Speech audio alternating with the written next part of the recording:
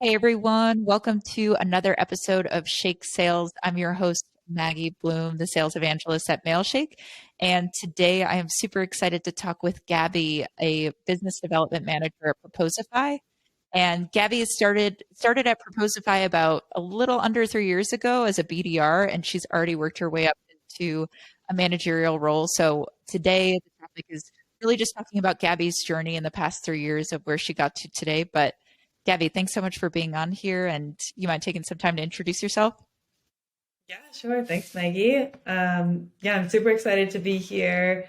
And like Maggie said, I've been at Proposify for 3 years and started as an inbound BDR there, then moved into outbound prospecting, which sort of got my transition into the team lead, and now I'm managing a team of four BDRs, and I've just found a real passion for all things business sales development and love coaching, and like I'm like that weirdo that loves cold calls. So yeah, I'm super pumped to talk to you.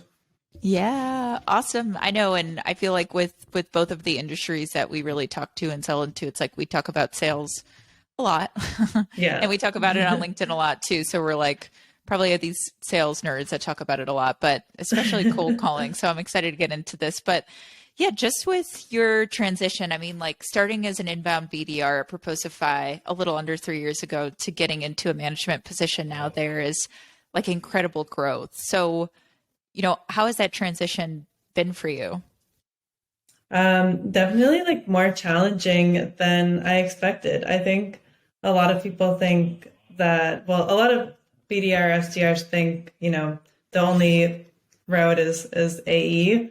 But Hmm. there's so many more routes you can go, whether it's BDR manager or maybe even into like marketing or customer Hmm. success. Like there's so many things you can do from the role. And um, yeah, I think I honestly thought that managing was going to be not a walk in the park. Obviously, I knew there would be challenges, but um, it's been really interesting. Like just the over the last year, like training and ramping my own team and learning every day from them. Um, but I would say like I don't know, the biggest thing was that I had other leaders around me that Hmm. believed in me and that like helped to give me confidence in, my own managerial abilities. And Yeah. also like just I'm a person that likes to like I ask lots of questions and um like I do a lot of networking, and I was reaching out to really like anyone who had a team leader, BDR manager title. I was reaching out to everybody and just asking them like, how do you do it? And just Yeah. taking the advice from others around me. Even I would do that as a BDR, and I found like that was one skill that helped me in both roles. So like, networking is something that obviously like in any sales role it's going to help you in so many ways. And Hmm. yeah, I've relied on my network for a lot of advice when it comes to like managing and transitioning into the role from the rep role, because it's very different. And one quote that I'm sure everyone's heard, but it's what got you here won't get you to where you need to be. Yeah. And that really resonated with me, stepping into this role. So it's just something to think about, like, okay, like this is a completely different role than what I used to be in, and I need to Yeah. like seek out like different mentors, and I have great mentors at Proposed by too that can help Hmm. with that transition too. Yeah, absolutely. And I love what you said about, being a BDR, the next step isn't always an AE. And I think a lot of BDRs think that way. And of course, that's a great path to go on because you start Yeah. in this opening role to a closing role. But you're right. There's like, I think the SDR BDR position is very like much a launch pad. I used to kind of tell people that when I was one myself and I was getting into other roles. Like when I first started as a BDR and I went into sales recruiting to recruit BDRs. And Hmm. that's not a typical path to AE. And then later on, I did become an AE because I wanted to get back in sales and in that closing role. But yeah, there's so many different avenues that you can go, and just like remembering that for other people out there, it's like you don't have to become an AE. You can do Yeah. whatever you want with that role afterwards, or not whatever, but you can do a lot with it A lot. going into it. For sure. But what are some, like a few tips? I know you said, you didn't think it was going to be a walk in the park becoming, a manager, from going from a Mhm. BDR to a manager. But what are some tips that you can give people who are maybe like fresh in a BDR management role? Um, got some tips. I would say, I think like getting to learn your direct reports is really important. One thing that in the beginning I used to think like, okay, this is how I did it. This is how I was prospecting. Like, how can I copy and paste that to my four BDRs? But then I quickly learned that that's not really a great way to manage people. And Yeah. just because you did something one way, like I'm sure there's lots that your team can learn from you, and they'll take some of your best practices. But getting an idea of like, okay, what are they really good at and how can I leverage that? Hmm. That's going to make them happier. And like just overall like have a better relationship with your reports as well. Like I have some reps that they're super like high volume and they're Hmm. just go go go, but then I have other ones that they really like to experiment and like try out like different techniques with prospecting all the time. So Hmm. I've had to like learn how to kind of like accept both approaches, and by doing that, I think it's just like made me a better manager. I think that's like a huge one, just like when you're getting into it from the gates, is just like learning your team and like what their strengths are. Yeah. Yeah. Awesome. I love that you recognize that too, because I think a lot of times, I mean, we know kind of like the typical stereotypical sales persona of like someone who's like really good at closing, someone who's really aggressive, things like that. And a lot of it's stereotypical, but I think there's a lot of AEs or SDRs that become managers, and they were really, really good in the role. Like they were the top performer on the team. And then they become a manager and they just think that the other ways for people to become successful is like copying and pasting themselves down Yeah. to someone else. But it's not that way, because I mean, I think we've all tried it as SDRs or PDRs at one point to try to like mold into the top rep when we first started. And Yeah. that never works because we're not really being ourselves. Do you find that to be the same case with your SDRs and how you're managing them? It sounds like. Definitely. Like I feel like all my SDRs have such different personalities, which is awesome. Like I have one person who when they open their cold call, they'll say something like, um, hey, it's so and so from Proposify. Like, do you want to? It's basically something like, do you want to talk, or like, do you want to throw your phone out the window? It sounds way better than that, but that's the Yeah. gist of it. Um, and then like I had another rep try that, and it just like totally didn't sound as natural coming from Mm, them, and so they tried because they saw like, oh, this is working really well for them. Maybe I'll try it. hmm. But it didn't like hit the same. So then they like tried a different opener. So again, like you really need to have when you're prospecting, like let your reps have their own personalities, Hmm. like that shine through, I think. Totally. Yeah, I absolutely agree. And it's what's going to make them sound more confident getting on the phones and talking with Totally. people too. Yeah. Yeah. And sweet. And so, yeah, you're talking about like just listening back to some of your reps calls there or hearing them on the phones. And I saw you post something on LinkedIn recently of, you making time to actually listen back to reps calls and how it can be difficult as a manager. I mean, there's a laundry list of things that you have to do as far as like reporting, different meetings, one-on-ones with your team. And Hmm. so, listening back to calls can always feel like I can do that later. But yeah, like how do you make time for it? And what are some benefits that you get from listening back to those calls? I think one thing that I've started to do when I make time to listen to calls is to have a goal kind of set in mind of like, what am I looking for in these calls? Mm, Because sometimes I felt like it was a really daunting yeah. um, thing to do because I would pick like all these calls and I'd want to give like so much feedback, which was probably overwhelming for the reps.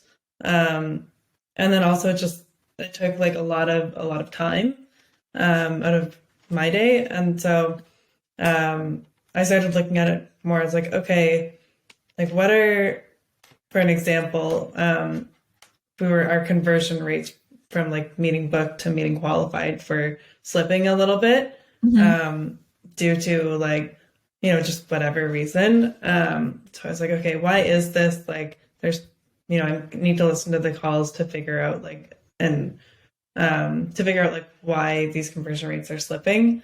And it turned out there was kind of like a common denominator Hmm. within like all the calls. And I was like, okay, um, seems like all the reps are having like this sort of similar challenge right now with this portion of the call. So then I Hmm. like from there made like a training session with everybody. So that's Nice. how I found like listening to calls has been helpful for me and my team is because I'm finding like what is the root problem to, you know, this conversion rate slipping and like then finding a way like how can we fix this? Yes, I can leave comments on all the calls that I listen to, but when it's like a team challenge, then that's Hmm. when I'll sort of decide like, okay, let's actually like make a meeting and talk about this as a team. Like, why is this a challenge? And figure out like a way we can fix it. Um, so that's sort of like my approach to listening to calls is like to go into it with like a goal of like I need to find a solution for this problem. Yeah.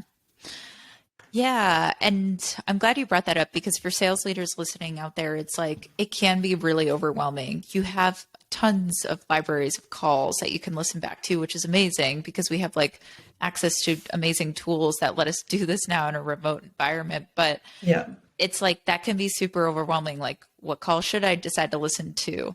What am I even, grasping from these calls? So if you're having one goal in mind going into it when listening to the recordings, I think, yeah, it would probably just like relieve some of that anxiety of like, oh, I have to listen back to these calls. And what I'm assuming is you probably pick up on other things maybe when you're listening yeah. back to calls of like, hey, this is my goal, but I heard so and so say this and I liked it, or, they need to change that up or things like that. So I'm sure with a goal in mind, there's other things that you pick up along the way too. Definitely. Yeah, I think it's important to narrow down your focus. So, um, you know, pick like, okay, I'm going to listen to 10 of their inbound qualification calls rather than just like randomly pick a few inbound qualification calls and a few outbound cold calls. And then it just gets to be like a little overwhelming, at least I Mhm. find. So that's why I like to like just like narrow it down and then maybe this week I'm doing the qualification calls, maybe next week I'll do the outbound cold calls. Yeah, that's a good. So like the area even of what you listen back to could help out that Yeah, way too. definitely. Awesome. Yeah, and I know we touched on this a bit as far as like giving knowing your SDRs or BDRs, and then that also kind of gives them some confidence of finding their own beat, finding their own, tone when talking on the phone. So how do you coach your SDRs to have confidence in their prospecting? I think there's so many ways that like me as a manager can do that, but also like even the organization.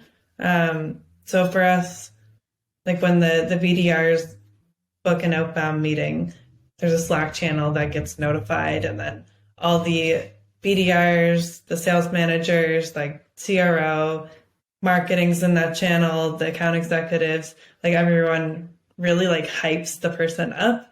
Yeah. And the person will share either like the call recording or the email or LinkedIn conversation that led to the book meeting. Hmm. And like with everyone hyping you up, like it has to build your confidence. So we do a Totally. lot of like celebrating wins, and it's not even just for booked meetings. Like sometimes it's, um, hey, I tried this new video, and like I actually got some responses, and like even Hmm. just like hyping them up for that. So I think like those things, that's like an easy thing that managers can do. And I don't think enough managers do that. And it's Hmm. like it's so easy just to celebrate wins. Hmm. We even have like a company wide kudos channel where I'll do Oh, I that love that. too, or like I'll shout them out on my LinkedIn page. Hmm. Like if someone books an awesome meeting with like a great logo or something, like I'll say like, oh, this SDR like crushed it, and make a whole post, and it's just like really exciting.